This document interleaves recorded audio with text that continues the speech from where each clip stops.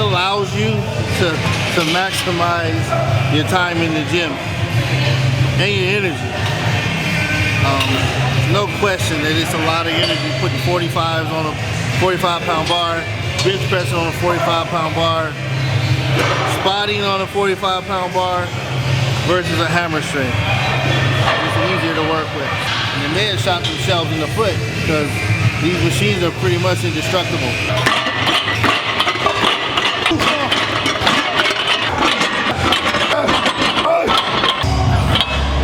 Woo! Big boy toys for big boy noise.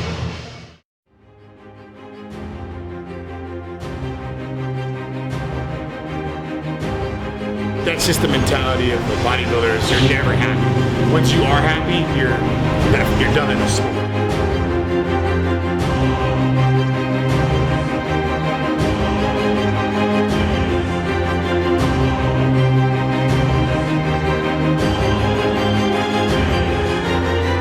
You got to be perfect, because the guys on the stage will be.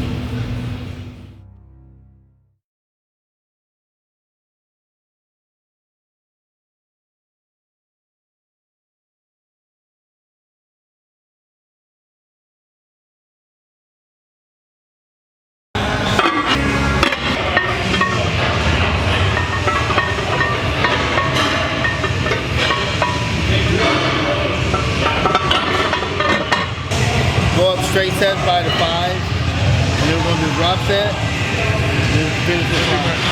12? As many as you can here. As you can. Same as when we go to 5, as many as you can to 5. When we get to 5, we're going to do a drop set. Fatigue on the same level or ahead of his triceps. That's why we throw a fly movement in between, especially in the early going. We don't want his triceps to get tired and fail before his pecs do.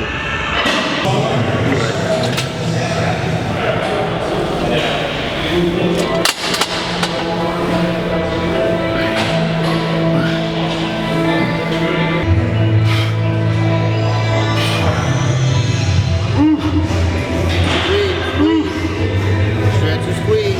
Stretch, squeeze.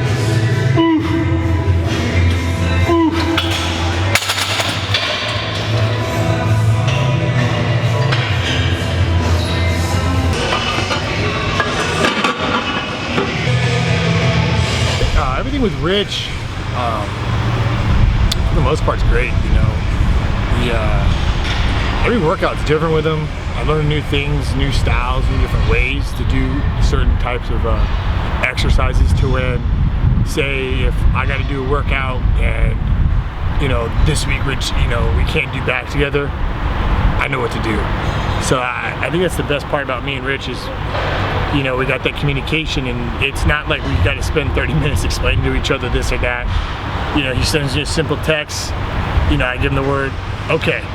He knows, like, he doesn't have to explain things to me like, you would to some other people. He knows me, and I know him really well. We got a good connection going. Come on, motherfucker. Come on.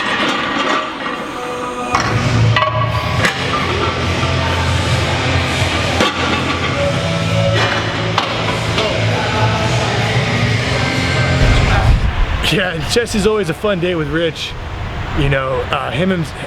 Watching Rich himself train chest, you're always just like blown away by everything and the way he does, and just he makes it look so easy. And really great day, good pump. I felt good, felt strong. I'd say for the most part, my strength has been there. It's gone down a little bit, like as in the fatigue wise, and most workouts, I'm getting to the part where, as before I was 30 minutes in, I could start feeling my stomach getting empty, and I'm like, all right, we're gonna be eating after this, but now it's kind of like, after the first workout, I'm just like, I do 4 sets and I'm like, damn, I'm already hungry. So, it just comes, like I was talking to Rich about that, and it just comes with the territory of, when you're, deficient on your calories and things like that, especially carbs, it's gonna happen. But I don't like to make that as an excuse of why I'm not like, oh, well, I'm low on carbs today, so instead of doing this, I'm gonna do that. And that's just, you know, I don't make excuses like that.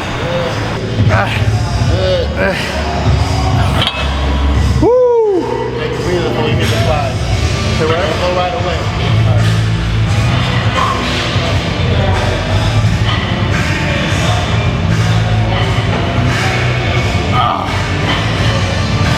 Like that's it. 450 protein a day, and then carb-wise, it's a 2-1 cycle. And people think I'm crazy when I talk about how far out I am. I'm only in 2-1, but what they don't understand is the Italian inside of me. I grew up on carbs, so you know, insulin resistant, and you know, for me, 200 carbs is a lot. To some people, that's like, man, that's like a little bit low. And some people can get. I can't eat 1,000 grams of carbs. I'll become this super big dude. You know, I won't be able to, you know, do it. But from working with Rich, you know, he's even been amazed. He's like 200 carbs, and I've been able to still grow. And I think that's the craziest part. And my energy still doesn't get affected as much as if someone was to drop that low, you know. So it has its benefits and it has its toes, because, you know, through the day, you know, when you're sitting, you're like, okay, breakfast 50 grams, and then you're like lunch 50. You're like, oh man, I got 100 left. So you're like, or you're like, shit, I'm already at 100. I can't eat no more carbs today. No, but it's part of the game, and you just got to work past it, and, move past it, and just, you know. Sometimes I like to go to bed early so I can wake up and start eating.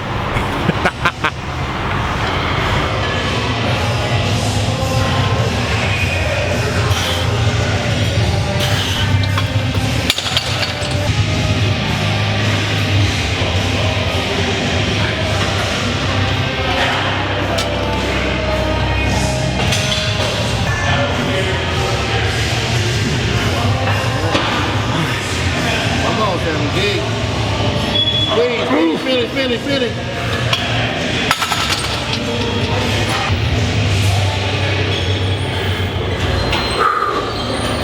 Jesus fucking Christ.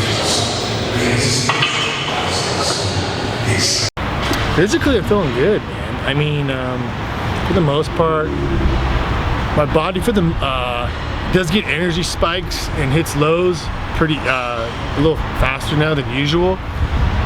Especially when I'm at work or doing something, my body tends to shut down, and I've noticed I've had to actually stay away from like coffee, black coffee and stuff like that, because it's actually done the polar opposite on me. It's making me more fatigued rather than actually giving me that little boost.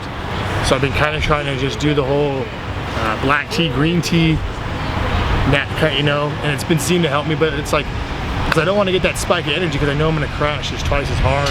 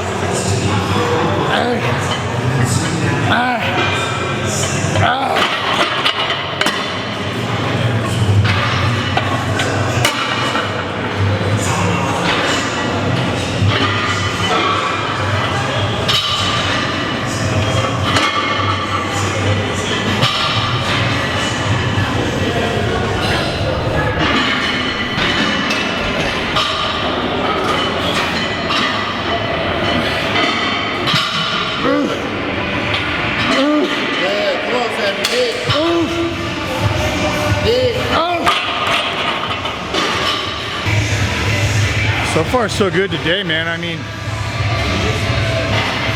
people always have their favorite body parts to train, and with Rich, I always loved chest, but Rich, you really don't have a favorite body part because these fucking workouts just the shit, man. I mean, 11 weeks. 11 weeks. So, we just had a little cheat meal the other day.